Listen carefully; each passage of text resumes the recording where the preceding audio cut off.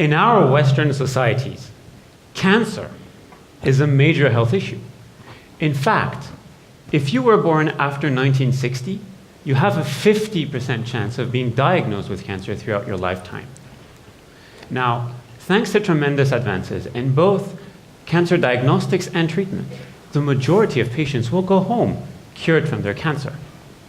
There is a stumbling block, however. As many will be back in hospitals a few months or years later with either a tumor that grew back or worse, with disseminated metastases.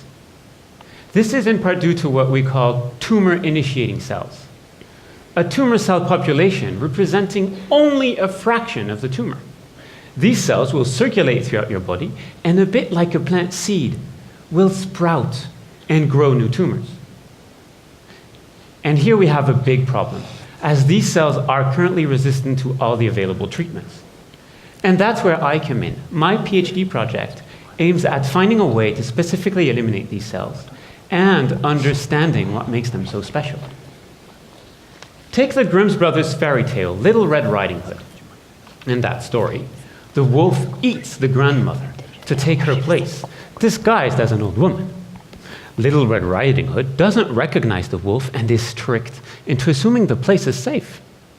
Well, in fact, tumor-initiating cells act exactly in the same way. They camouflage themselves and manipulate your body's defense, the immune system, to make it assume the environment is safe and thus no longer attacking the tumor cells. Now, the great thing with fairy tales is that you can always rewrite them.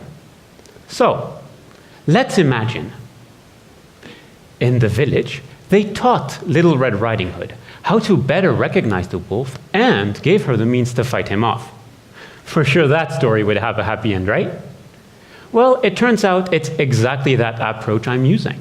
I engineer the immune cells by adding an artificial recognition mechanism to detect and eliminate the tumor-initiating cells.